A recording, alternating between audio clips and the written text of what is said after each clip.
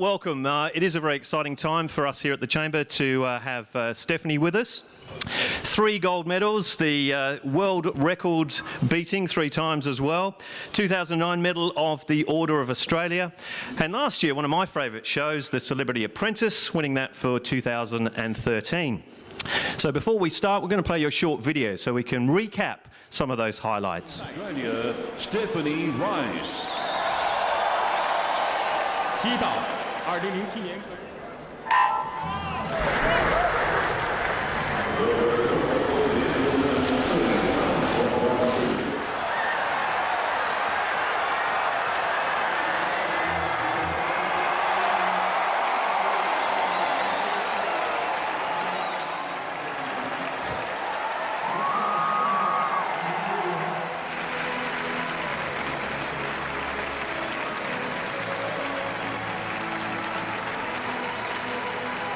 It's the women's 400-metre individual medley final, and this, Nicole, is all about one woman, Stephanie Rice. She's powering away in this individual medley. This will be close to the fastest time in the world. Hannah Miley has that from the British trials, 4:32. But Stephanie Rice is back.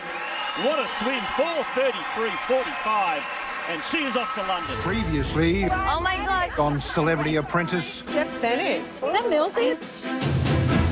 14 celebrities started, putting their careers on hold to fight for their favourite charity.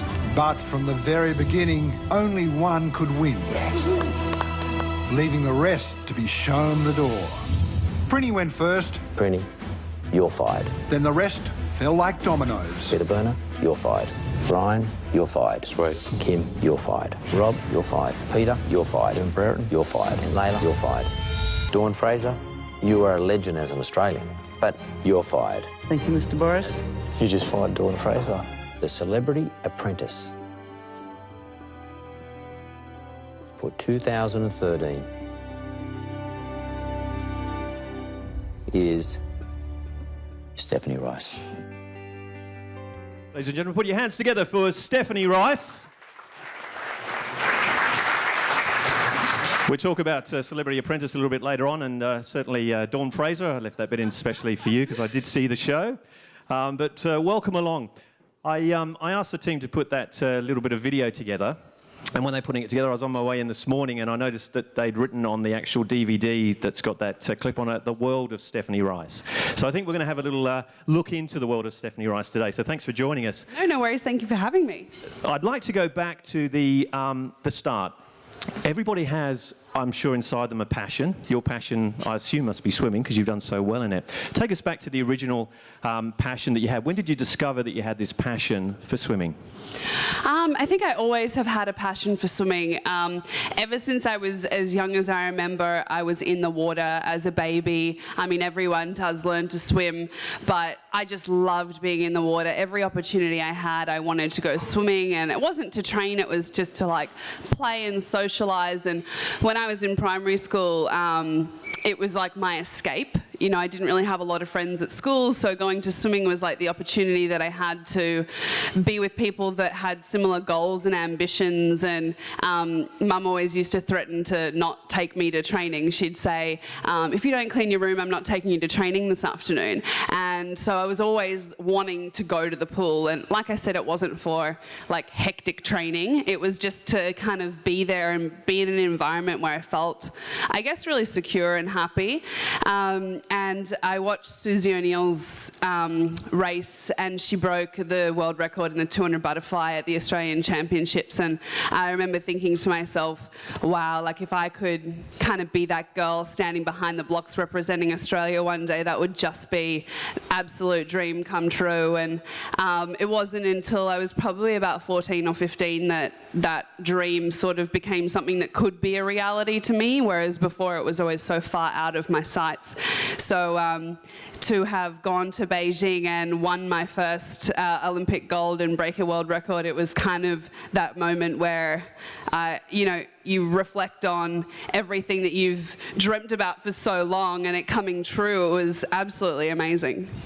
Wonderful. I know it's, we see some of those clips. It's like a few minutes in the pool that make all the difference. So obviously it's not just the dream, it's the hard work that goes with it. Maybe take us through some of the regime, the training stuff that you do in the background to achieve such great results. Sure. I mean, there's a lot of people that are born with talent, and I think that's something that every person that is successful, no matter whether it's in sport or business or music or whatever, everyone's born with a talent. That's what makes them amazing. But there's a lot of people that have talent that don't utilize it and don't have the work ethic and I guess the focus that goes with it. So I think it's definitely a combination of things. For me, I woke up at 4:48 every morning, and everyone thinks 4:48, but 4:45 was that little bit too early, and 4:50 was a bit too late. So 4:48 was perfect. I'd get up, grab my training stuff straight to the pool for 5:30 start, where we would do dry land for about 40 minutes, get in the pool for 2 hours, finish around 8:30, straight to the gym. I'd eat breakfast in the car, straight from the gym to physio. That would finish around lunchtime, and then I'd go home and often have a sleep for about an hour and a half or whatever I could fit in that day, and then straight back to the pool 3 o'clock, where we do another 40 minutes of dry land and then a 2.5 hour swim session. And then a half an hour stretch at the end, get home around 8 o'clock. So that was pretty much Monday to Saturday morning, and then Saturday afternoon, Sunday we had off. I bet you look forward to that as well. Oh yeah, Slept for most especially of in it. winter, training outside. So this morning was probably a late morning for you, 7 o'clock. Or you're not getting up at 4:48 anymore? Now that you're not really? I actually got up at 4:30 this morning, but I definitely don't wake up at 4:48 anymore. I don't have a body clock that just gets me up, unfortunately. So yeah, but it was a bit of a trek to get here this morning. The traffic? No, just a long trek. Instead of it being 100 metres or 200 metres, it was actually a little bit further. I just wanted to ask you about how you sort of stay positive. I'm a very positive person. You're not obviously, in the Olympic sort of training at this particular moment, but we've seen some sort of media coverage of some of our greats, some of our swimming greats as well, like Ian Thorpe and Grant Hackett, going through some dark sides. When we look at some of those clips, they're like an absolute pinnacle, to be able to work towards that. How do you remain positive when you're not actually out there competing? I think personally there's a lot of things that go into being a top athlete. Obviously it's the talent and the work ethic, but a lot of people that are the best in sport, I know I can speak for myself, love the pressure and the adrenaline and the excitement of racing and always do well under pressure. And if you're in that situation where it's so much is riding on it, all the best people that perform at Olympics are the ones that can handle that. So the past year doing Celebrity Apprentice and taking a year off swimming because of my shoulder injuries, I really noticed how much I missed that adrenaline and the ego of racing, and it's really hard to fulfill that. There's no other way to fulfill that than competing at an Olympics, and there's nothing that will ever compare to racing at an Olympics. So just competing in a little team sport doesn't really do it for me, and it's good to feel good at something, and this year has been about finding some of the passions for me outside of the water while I'm weighing up my swimming career, and it's nothing I'm as passionate about, and that's kind of a scary thought at 25 to feel I know I've achieved my life goal at 20 and I had to sort of reset now and look for something else. So I think especially with people like Ian and Grant, there's a lot of things that go into it, and there's a lot of stuff that goes on behind the scenes that people don't know and there's never talked about. So knowing them both very well, I understand what they go through emotionally, and I mean the media doesn't help the situation.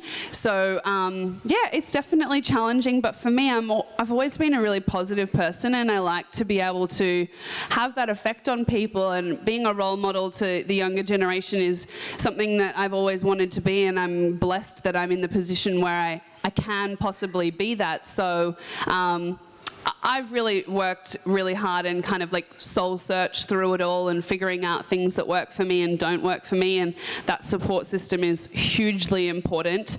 I still speak to my coach every week.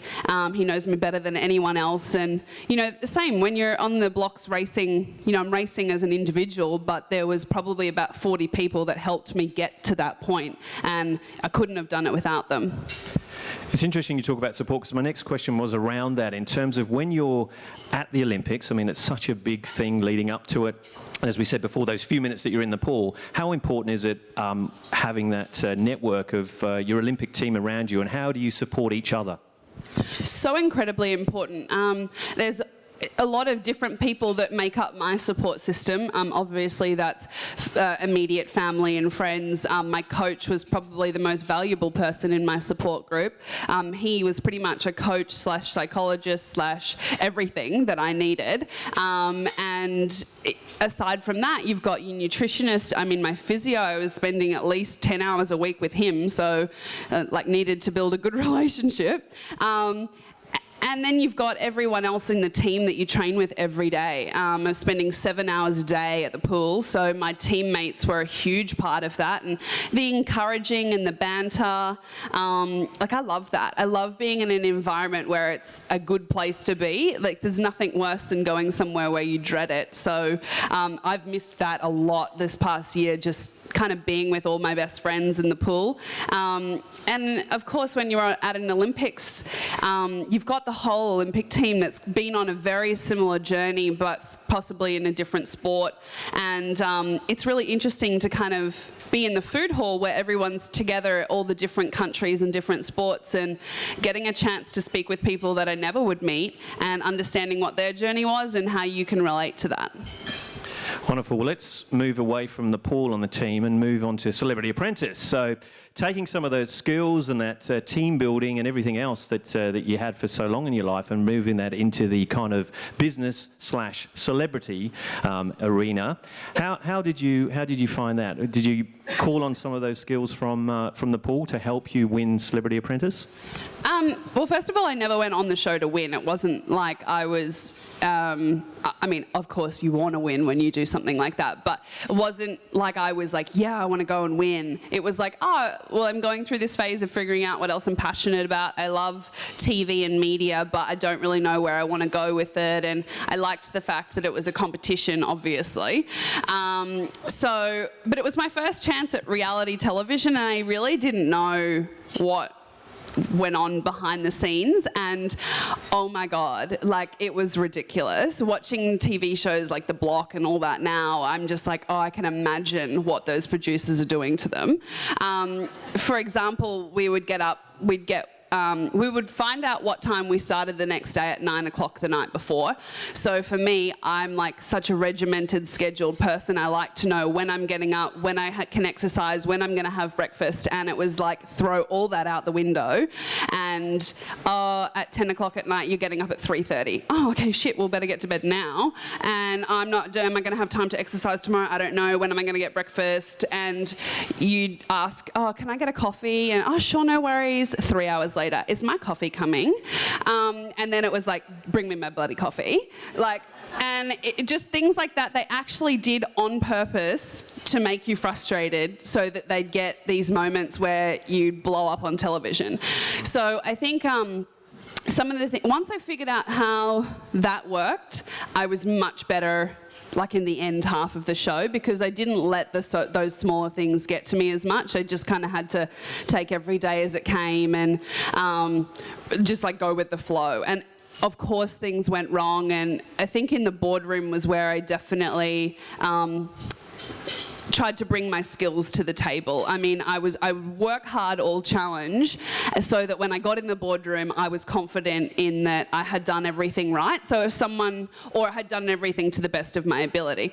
So if someone was going to say, oh, Steph didn't do a good job, I had 5 or 6 answers as to, you know, what I did do right or whatever.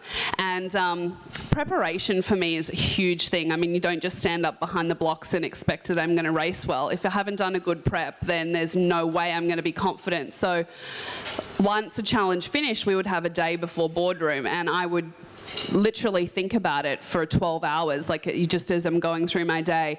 What did I do wrong? What possibly could someone say that I didn't do right? How would I answer something like that? So when I got in the boardroom, I was totally prepared. And one thing that threw me, and I still don't really get it, was that no one else really prepared. Like every week, Mark Bouris would say, who do you think did a good job and who didn't do a good job? And that was just like work for me. It wasn't personal. So if I didn't think someone did a good job, it was very factual. Well, I thought that they could have done this better, or they didn't get this on time, whatever. It wasn't like, I don't think she's a nice person. So I was always fazed when people took it personally. And that was really hard because I never want to like upset someone's feelings, but to get to the end, I think that's what Mark was really looking for, someone that can kind of obviously like relate to people and be a nice person, but get the job done and do it in a positive, good way. And I'm so fortunate that Mark is a huge business mentor to me since the show, and to have someone like that in my life is hugely important. I was going to actually ask you about Mark Bouris. We had Mark here with a fantastic breakfast that we had a couple of years ago, and he gave us some fantastic insights into his life. Had the whole audience captivated, as you have now. He's amazing. Yeah, so I was going to say, well, I mean, he's a great mentor for you, but how did you find it in those early days? I mean, were you scared going into that boardroom? Oh my God, I was so intimidated. I didn't really know much about Mark before the show. I've obviously seen him on all the ads on TV, and I've watched Celebrity Apprentice, so I understood like the scenario. But being there on the first day, and ladies, like he's a babe. So like seeing him all suited up, I was like, oh, Mr. Bouris. But it was so intimidating at the same time. Like I was like, oh my gosh. And he's very direct, and I'd never met someone that could be so influential just in their presence. And the more we got through the show, the more I understood like what kind of things he would throw at me. But I was nervous every time, and those boardrooms filmed up to about 8 to 10 hours. Like it was a very long day, extremely draining, and you just have to sit at attention like the whole day pretty much. But I have been since to watch him speak, and he is incredible. The stories that he has and what he's been through is something that everyone can learn something from and relate to their life in some way, and that was very inspirational for me because it's something that I would love to do. So let's just touch on some of the challenges you had in Celebrity Apprentice. We picked somebody at random, Dawn Fraser, oh, what for a example. Surprise. But it was an interesting thing because I found it interesting from a viewer's perspective, because to me there was a bit of a generation gap. You're 25 and Dawn is a little bit older than that. And also she's a swimmer as well. So how did you deal with that? Because that's something I don't think you can probably prepare for. Not at all, and I didn't expect it either.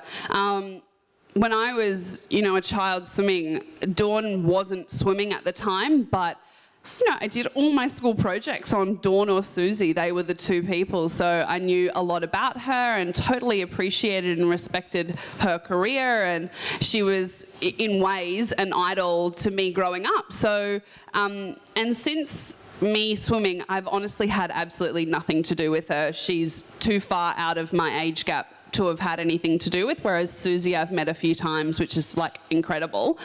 And no one expected what happened on the show. Everyone else thought, oh, the two swimmers, they'll stick together, they'll have each other's back. And it was like from day dot, she had something against me, or I couldn't really figure it out. And I didn't really know how to take it because I sort of still felt like the 5 or 6 year old that looked up to her. Like I didn't feel like we were on even playing field. So everyone was a bit thrown, and I didn't know how to handle it because I'm sure you guys, whoever watched Apprentice, saw the episode in the boardroom where she just totally had a go, and I just bawled my eyes out. Like, I didn't know what to do. It was so, I don't even know, it was just so upsetting, and I felt like that she didn't appreciate that I had also achieved something amazing, and it was like she wanted to feel on top. And And I get it, and I totally respected her, and so it really hurt my feelings when she said that I don't respect her, because that's not my personality type at all. And what annoyed me more was I felt like everyone agreed, or Mark sort of agreed, and that was just, I just didn't know what to do, so I just walked out.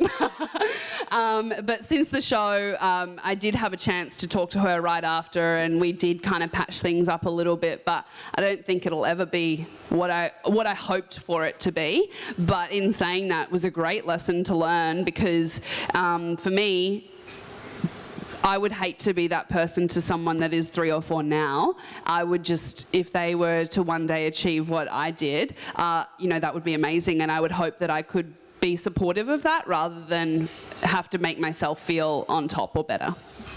I thought maybe the producers had kind of had something to do with it. Maybe they didn't give her her coffee at the beginning of the day, because she sort of got grumpy very often, I think, during that series. No, that was all real. Yeah, but I think you handled it well, and I think that was that was probably the turning point in that boardroom, I think, for that. And I think I don't know. I think Dawn probably forgot it was a competition. I mean, you respected her, but honestly, it was a competition. It was really easy to forget we're on a TV show. I forgot. And that's why everyone took things so personally, because it was like your whole life was Celebrity Apprentice for 6 weeks, and you didn't really get a chance to go home or do anything. We filmed every day, and so it was like there was nothing else. So that's why everything became so dramatic.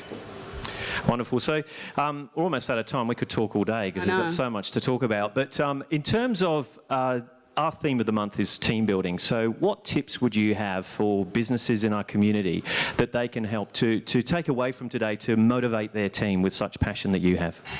Well, I think that hopefully some of the things that I've spoken about just through my experiences of the support network is a huge thing for me. And I've had management companies pretty much my whole life since I was about 15 or 16, someone telling me what to do and what was best for me. And it wasn't really until last year that I decided I don't want a management company. I want to manage myself and have people work around me and for me. And it's just such a better dynamic for me. But in saying that, understanding what each individual needs is super important, because what I need is probably different to what Dawn needs or what Susie needs, even though that we've all achieved very similar things. So, I'm just learning in business, and I've only really been exposed to this kind of world for a year, and I'm starting my own swimwear company, which will launch at the end of the year for kids. And I'm learning a lot about how to time management and, planning and having a good schedule and knowing what qualities I have and what qualities I need to support that I'm not good at. Like, I know I'm not good at time management and scheduling, so I bring people on to do roles that they're good at.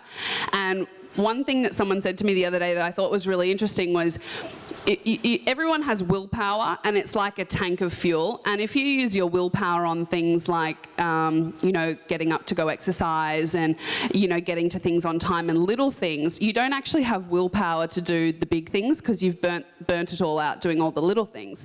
So employ people or get people to help and support you do those things, so you don't use your willpower, so that you can use it on big things. So like go for a walk with friends, or bring people on that can do certain jobs that possibly you can't do. And I thought that was really interesting, especially since, not swimming for a year. I've found I'm trying to use my willpower on all these things, and I'm not really getting anything done. And that was really interesting. Thank you very much. It's been an absolute pleasure letting us into the wonderful world of Stephanie Rice. I think it's just amazing, saying to us that you reached your ultimate life goal at 19. You're only 25, according to Wikipedia, 26 in June. So thanks to Google for that.